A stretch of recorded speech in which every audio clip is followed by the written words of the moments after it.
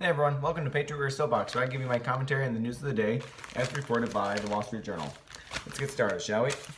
First off, after a string of dropouts in the presidential race, most notably Beto O'Rourke, there's now someone entering the race again, Micheal Bloomberg, a famous Democratic billionaire.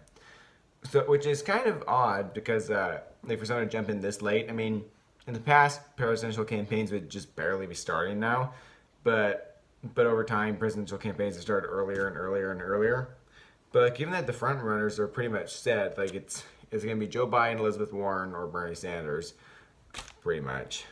It seems odd that someone would jump in right now, but given that Tom Steyer jumped in at like just a few weeks before the debates and then immediately qualified because he had the money to pay for that, then who knows? Micheal Bloomberg could have some success. I doubt he'll be the nominee, but you never know. Again, my money's on Warren versus Trump race with Trump winning. So yeah, but this does mean that Trump has another competitor. Hopefully, as a billionaire who's made a fortune in business, Bloomberg would have much more moderate policies as president than say Warren and Bernie Sanders, who have spent their whole life leeching off the public. But you never know. So last week, the governor of Texas, Greg Abbott, started getting rid of homeless camps in Austin, Texas, and now he's planning on allocating plots of land in Austin, Texas for homeless camps. So so he's kicking them all out of various isolated various areas, and then dumping them all in a 5-acre plot of state-owned land in southeastern Austin with portable restrooms, hand washing stations, and an agreement from local charities to service meals there. Well, this might come across as not very compassionate, but that only creates an incentive for homeless people to stay. It does. When the government gives it that kind of benefits to the homeless, it encourages them to stay homeless. San Francisco has done exactly what Austin, Texas is doing right now. They provide all this nice stuff for homeless people, and guess what? The homeless population rose by a lot because suddenly it was incentivized to be homeless. Really, look it up. It has gotten worse and worse as this has happened. So Pete Buttigieg is slowly climbing in support, slowly but surely, possibly showing that who knows, he could be a front runner. But again, as I said before, given the fact that he's gay and married, that it may prove difficult for him to appeal to more conservative evangelical voters. So yeah, well, he's trying to make himself be the young moderate candidate. He might not go anywhere. I noticed he tries to say his own style, but never wear a tie, always have his sleeves rolled up. I'm like, bro, you're gay. Surely that's probably enough of not to be super offensive here, but I'm like, I feel like that's your style right there. That's like, if you're trying to find something to make yourself stand out in the crowd, then that's the thing, right? That'll do it for you. So there's more and more Ukraine drama from diplomats saying that Rudy Giuliani, Trump's lawyer, is spreading lies.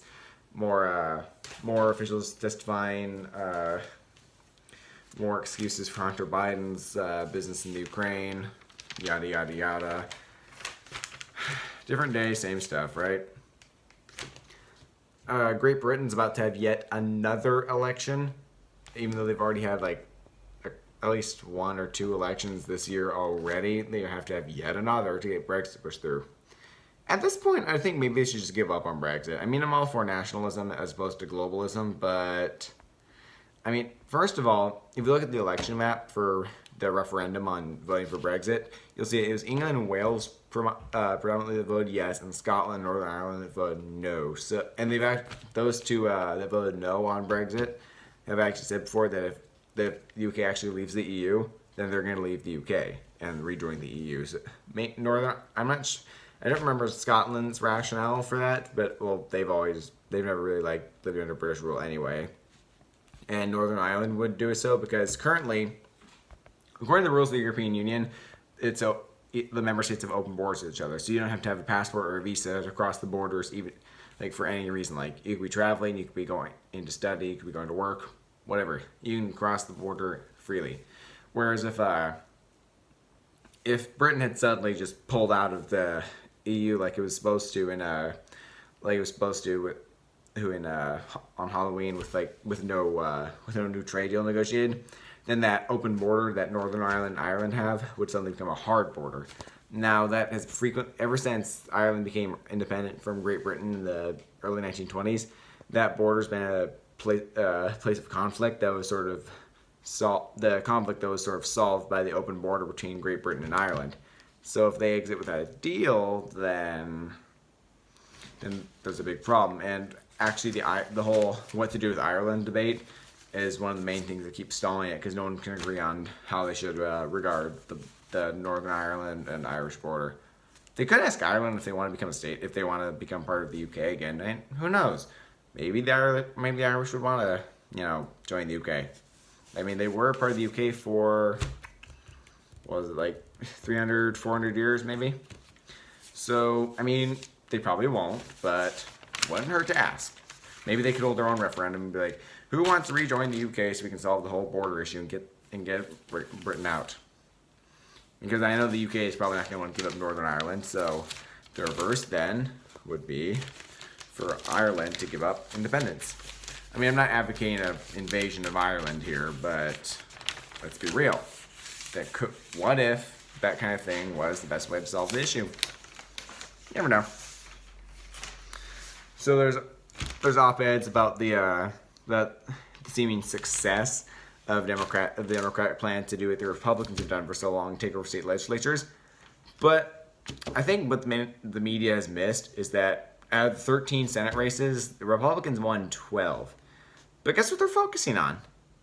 They're focusing on the one in which they lost, Virginia. Just one lost out of 13.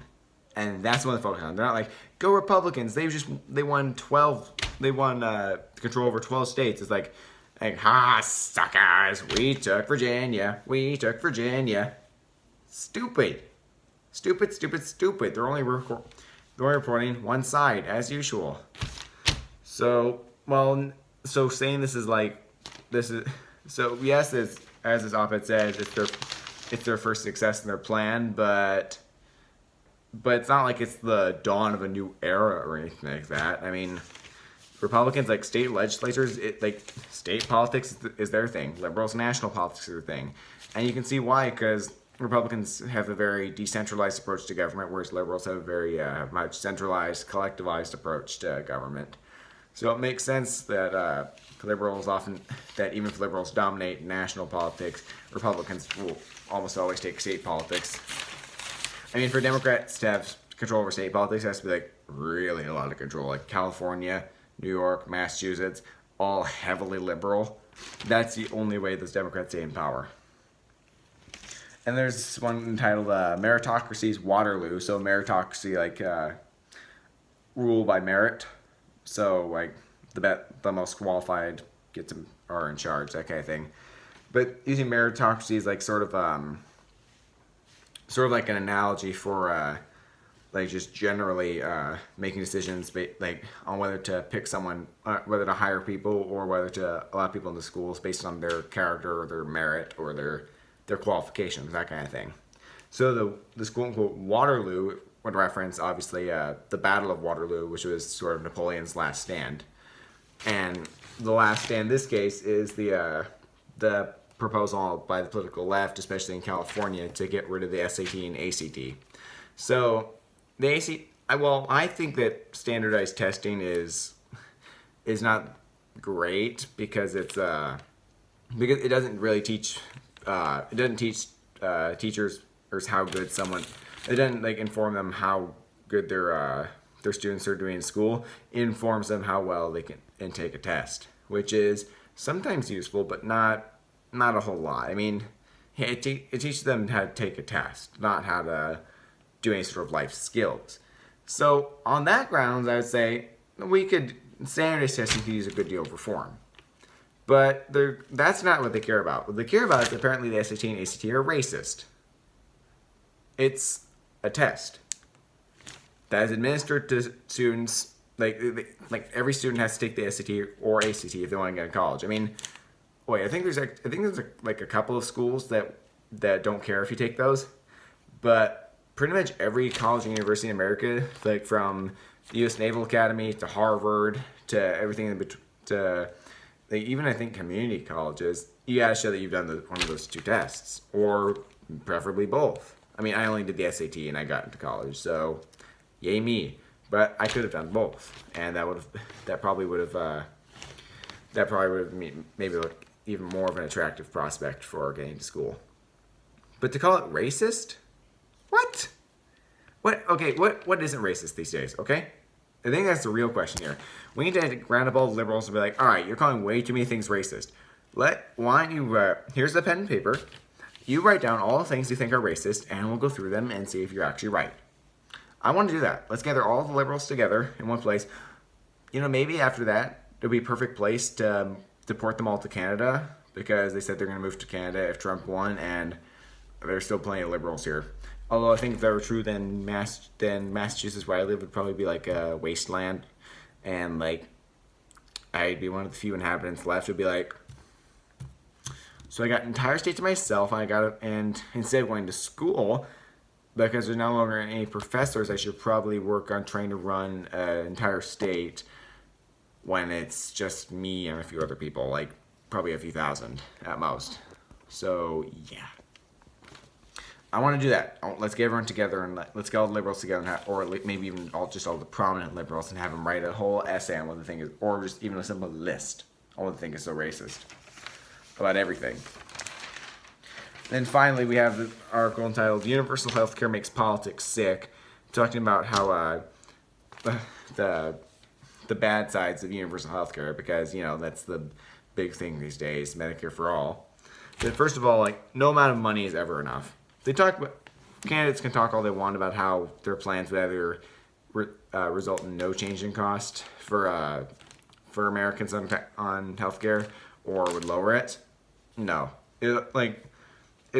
currently the U.S. is spending the U.S. is spending 17% of its GDP on healthcare, whereas other countries like UK is spending 9.8%, Germany and France spending 11.2% each.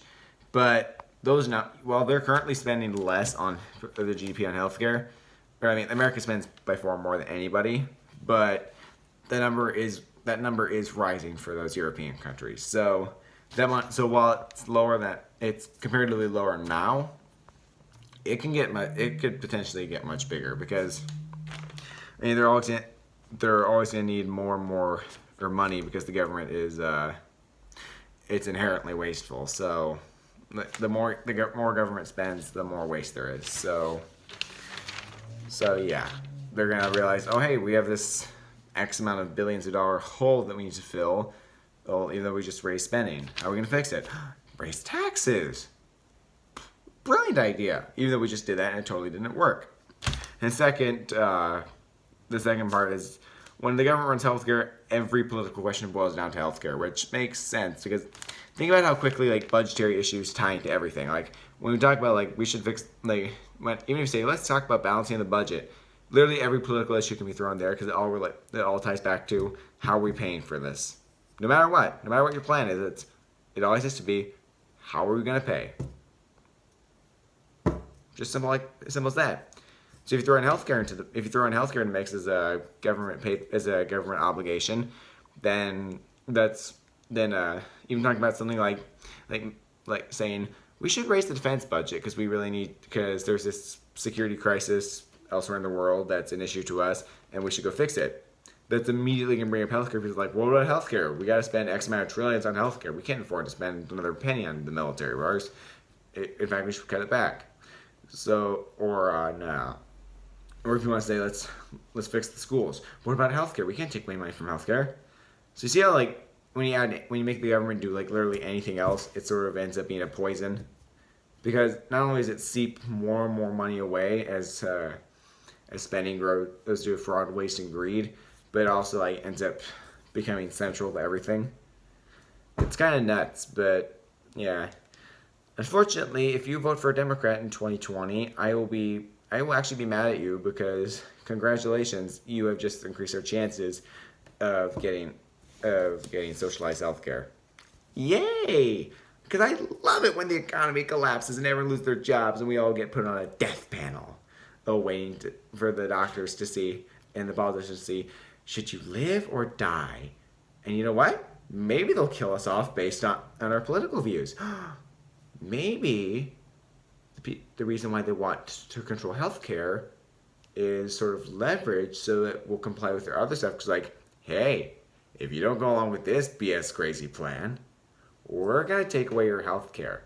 And what happens when you take away your health care? That might sound crazy to you, but believe me, I truly think like after all I always question politicians' motives. I'm like when they're like, oh, we want to take care of healthcare because everyone should have healthcare. It's a human right. I'm like, cut the bullshit. What do you really want? All right, that's all I got from Patriot Soapbox. Don't forget to like and subscribe so you can get more great content daily.